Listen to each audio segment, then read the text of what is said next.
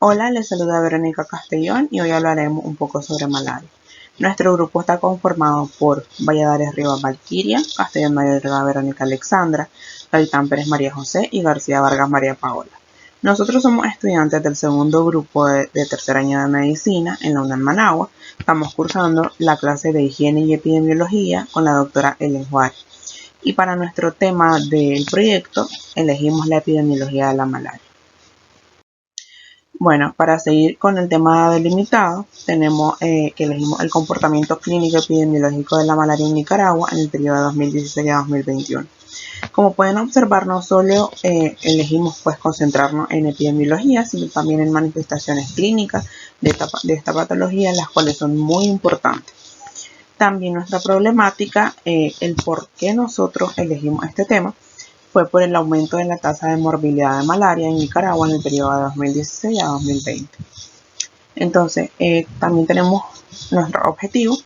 Tenemos nuestro objetivo general, que es describir el comportamiento epidemiológico de la malaria en Nicaragua en el periodo de 2016 a 2021. Y nuestro específico, en primer lugar, tenemos enunciar los aspectos sociodemográficos asociados a la transmisión de malaria, detallar las manifestaciones clínicas y complicaciones más frecuentes y, por supuesto, mencionar las prácticas de prevención y control contra la malaria aplicados por la población nicaragüense. Todos estos objetivos serán abordados, serán caracterizados mucho mejor a continuación. En primer lugar, resulta de importancia conocer la definición de malaria. Malaria es una enfermedad potencialmente mortal causada por parásitos del género Plasmodium, que se transmiten al ser humano por la picadura del mosquito hembra infectado del género Anopheles. Se trata de una enfermedad prevenible y curable. En cuanto al agente etiológico, se conoce que en seres humanos producen infección 5 especies del género Plasmodium: Plasmodium vivax, Falciparum, Malariae, Ovale y Knowlesi. Sin embargo, las dos principales que afectan al ser humano son Plasmodium falciparum y Plasmodium vivax, además de que estas son las más peligrosas. En cuanto al mecanismo de transmisión, la malaria se puede transmitir por vía vectorial, es decir, cuando el anófeles infectado pica al ser humano e inocula los esporozoitos, que son la forma parasitaria infectante. También se puede transmitir por inoculación directa de glóbulos rojos infectados por vía transfusional y por transmisión vertical, que es cuando lo transmite la madre al feto.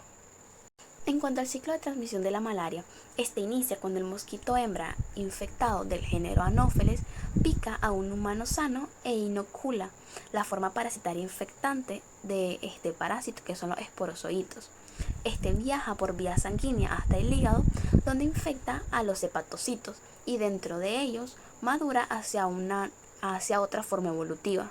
En este punto es importante conocer que la especie de Plasmodium vivax puede entrar en un estado de hipnozoitos, donde los parásitos se encuentran en reposo y no ocasionan daño, sino que lo hacen mucho tiempo después, cuando las condiciones se lo permiten, como en un estado de inmunodepresión. Siguiendo con el ciclo, estos parásitos salen del hígado hacia la sangre e infectan a los eritrocitos, y dentro de ellos proliferan y ocasionan la hemólisis. Estos también pueden evolucionar hacia su forma sexual, que son los microgametocitos y los macrogametocitos. Ahora bien, si un zancudo pica al humano en este periodo, se puede infectar de estos micro y macrogametocitos, y este mosquito queda capacitado para infectar a otro ser humano y de esta manera propagar la enfermedad. En cuanto a las manifestaciones clínicas de la malaria, se presentan lo que se conocen como accesos palúdicos.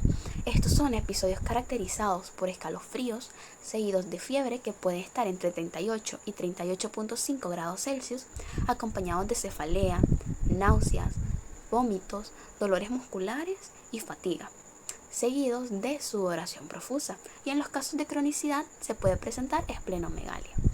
Estos accesos palúdicos se dan cada 48 o 72 horas, dependiendo de la especie de Plasmodium que esté presente.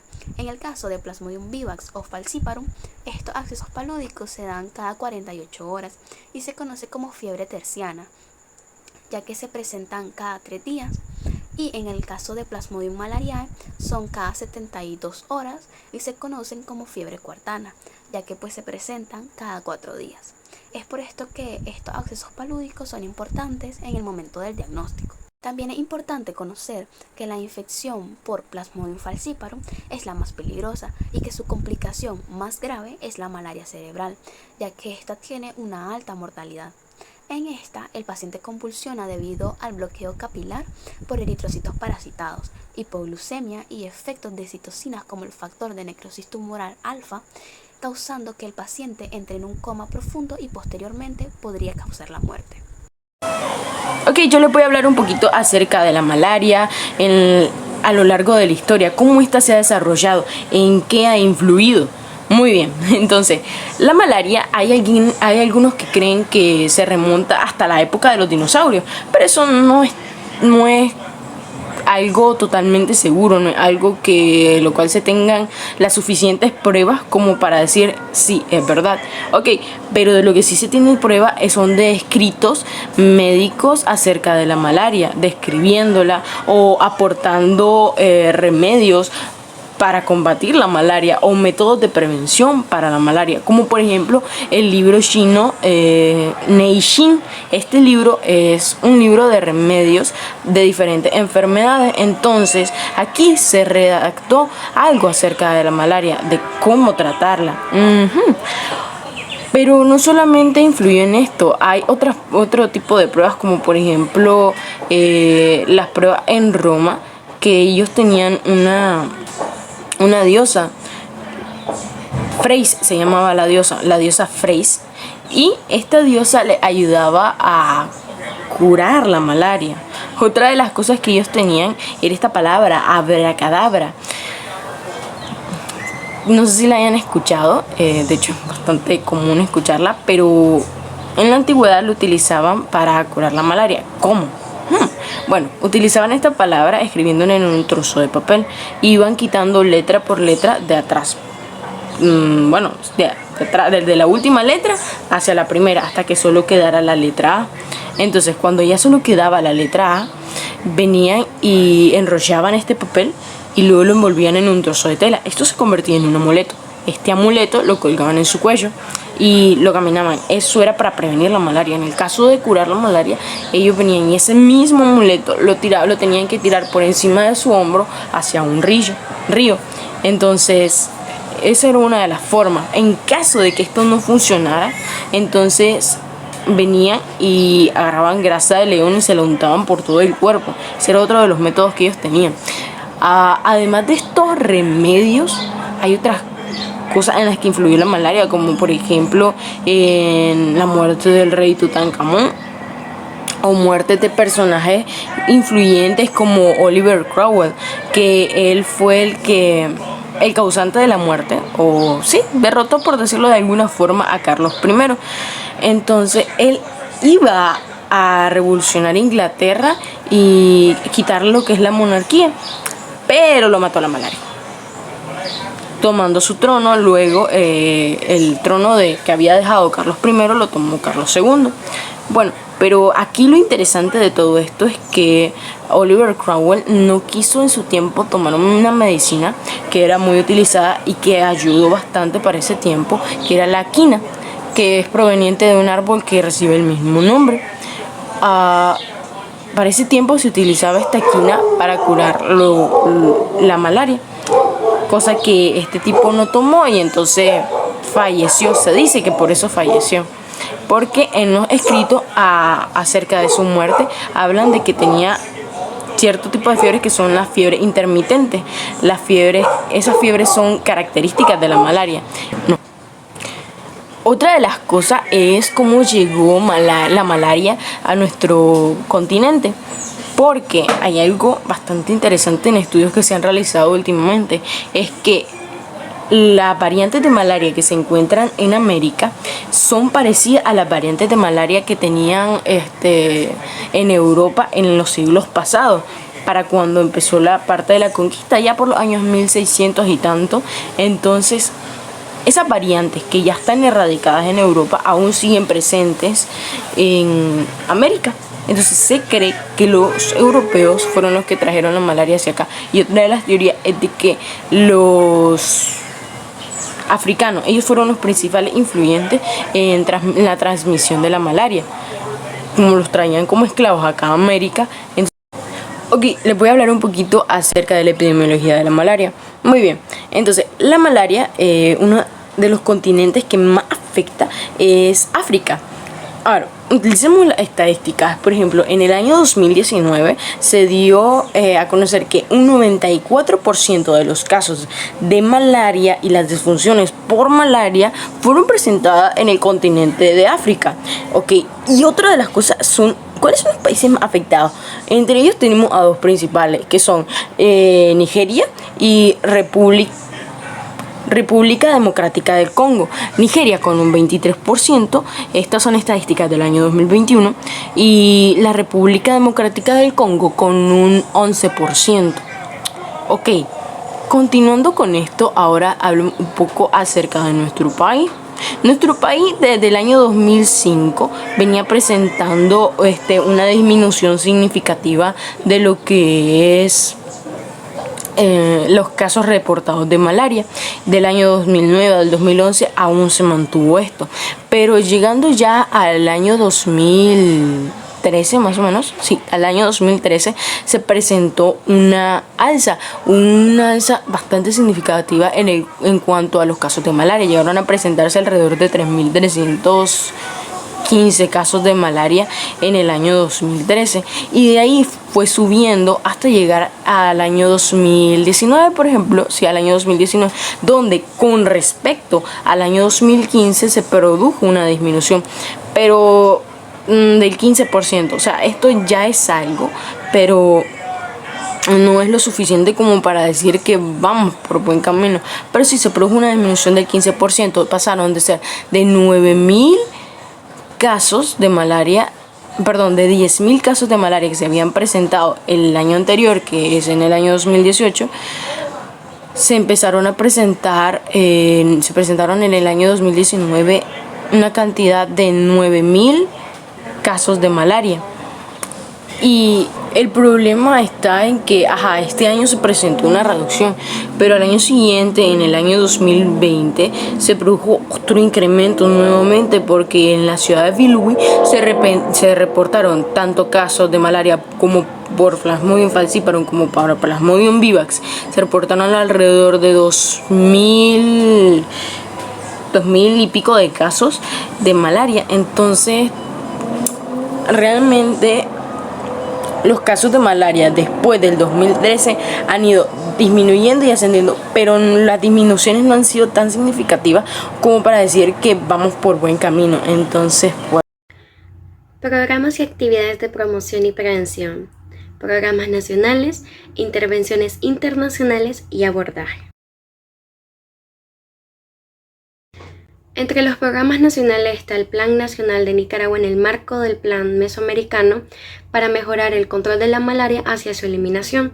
Más que todo, el objetivo de este es el control de la malaria, acelerar su eliminación de la transmisión local de la enfermedad, a su vez evitar la reintroducción de la malaria en territorios libres de ella, complementando otros esfuerzos y proyectos de la subregión mesoamericana. Entre los componentes del plan de Nicaragua están los siguientes: la prevención, vigilancia y detención temprana de la malaria y contención de brotes, el fortalecimiento de los sistemas de salud, planificación estratégica, monitoreo, evaluación, investigaciones operacionales y el fortalecimiento de la capacidad del país. También lo que sería la promoción, comunicación, alianza y las colaboraciones. También lo que es el diagnóstico y tratamiento de la malaria y el manejo integrado de vectores.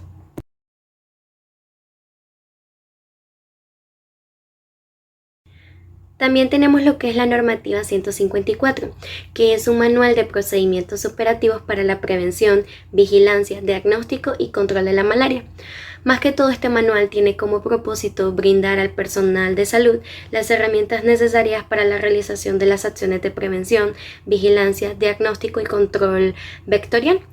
Y estas se encuentran descritas en lo que son 8 capítulos con 36 procedimientos operativos generalizados, bajo las directrices técnicas y administrativas necesarias, con un abordaje integral en lo que es el sector de la salud.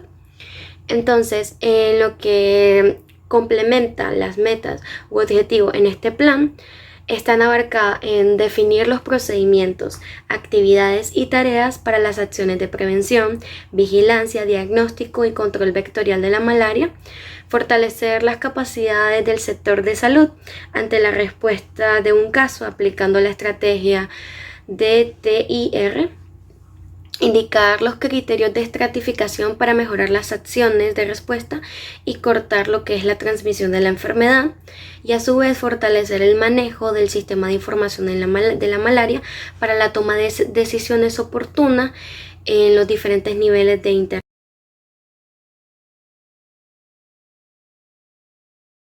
También tenemos lo que es el Plan Estratégico de Respuesta Nacional a la Malaria del año 2014 a 2018.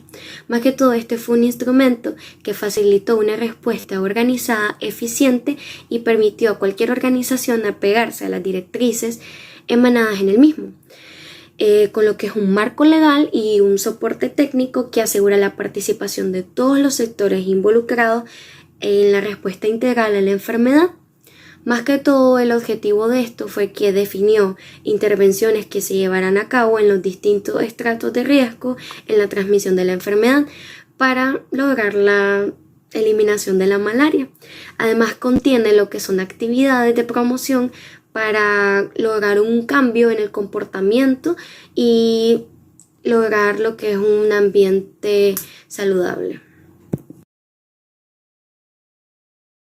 Entre lo que son las intervenciones internacionales y abordajes, tenemos lo que es la Estrategia Técnica Mundial contra la Malaria de los años 2016 al 2030. Más que todo esto se ha elaborado con el propósito de ayudar a los países a reducir el sufrimiento humano causado por la más mortal de las enfermedades transmitidas por los mosquitos en el mundo, la malaria. Este instrumento ha sido adoptado por la Asamblea Mundial de la Salud en mayo en el año 2015. Y proporcionó a los países y a los asociados para el desarrollo de una serie exhaustiva de orientaciones técnicas para los próximos 15 años, con énfasis especial en lo que es la importancia de ampliar la escala de intervenciones de respuesta a la malaria y avanzar hacia su eliminación. También hace hincapié en lo que es una urgente necesidad de aumentar la inversión en relación a todas las intervenciones. Y también favorece medidas preventivas, pruebas de diagnóstico, el tratamiento y la vigilancia de la enfermedad, y de aprovechar las innovaciones y ampliar las actividades de investigación. Ahora les hablaré un poco sobre las propuestas de intervención para la erradicación de malaria. Uno de los pilares fundamentales para la erradicación de la malaria es el fortalecimiento del sistema de vigilancia a esta. Aquí en Nicaragua tenemos pues sistemas de vigilancia que se centran en lo que es la prevención, siempre prevención. Entonces, esto, pues, ¿por qué se debe de hacer? Bueno, esto es esencial para que la malaria sea eliminada en el menor tiempo posible. Así se pueden detectar todos los casos, ya sean asintomáticos o sintomáticos, lo antes posible. Entonces, ¿por qué? Porque, ¿qué estamos evitando aquí? Estamos evitando que se dé la transmisión a partir de cada uno de esos casos mediante pues el tratamiento radical y obviamente pues la interrupción de la transmisión vectorial, que pues, es algo pues bastante importante. Entre ellos tenemos lo que es investigar, localizar, clasificar, controlar en sí todos los focos de transmisión con las medidas pues necesarias. Eso en cuanto a prevención, a vigilancia. Pero también tenemos lo que son lo del diagnóstico, que también es otro punto muy importante. Tenemos de que proporcionar los métodos diagnósticos y el tratamiento eficaz y oportuno de la malaria en los establecimientos de salud públicos y privados, también como en los centros comunitarios, es muy importante. También, pues, ya lo que hemos dicho de prevención. Pero en sí, todo esto se concentra para disminuir los casos de malaria, para disminuir los casos de malaria que se da pues por transmisión, porque ya sea porque esta no se detecta a tiempo en la parte clínica o ya no se detecta pues a tiempo en la parte de laboratorio diagnóstico. Esto ya es un poco como que más general, pero si ya queremos como objetivo más específico de propuestas de intervención, pues podemos decir de que es muy importante proporcionar tratamiento preventivo farmacológico en las zonas del país pues más vulnerables. Eso pues va en lo que es el sistema de vigilancia. También va en lo del sistema de vigilancia, captación sistémica de casos sospechosos de malaria pues a nivel institucional o ya sea pues también comunitario. Ya en los métodos de diagnóstico pues también tenemos en el uso del método de gota gruesa, que pues esto es pues como ya sabemos para confirmar la presencia de parásitos de malaria en todos los casos sospechosos. Eso es muy importante. También otra propuesta de intervención específica, tenemos investigación individual del caso. Cada caso tiene que ser investigado individualmente. Igual esto va en el sistema de vigilancia de la malaria y pues esto se debe clasificar, etcétera, pero debe ser totalmente individualizado. Aquí algo muy importante de que no debemos olvidar es de que en la malaria está mucho lo de la resistencia a los antimaláricos, antipalúdicos. ¿Por qué? Porque pues muchas zonas del mundo, por decirlo así, tienen en venta sin prescripción médica los fármacos antipalúdicos, y eso, ¿qué es lo que hace? Pues crea resistencia a estos fármacos, y ya cuando la persona pues no cuando esta persona pues tiene la enfermedad, contrae malaria, pues este tratamiento no le funciona en lo absoluto. Y además también de que en el mercado farmacológico hay muchos pues, o algunos antimaláricos que no son apropiados, y esto pues una forma también de propuesta de intervención, quitar esos fármacos inapropiados y dejarlos eficaces pues, para los pacientes.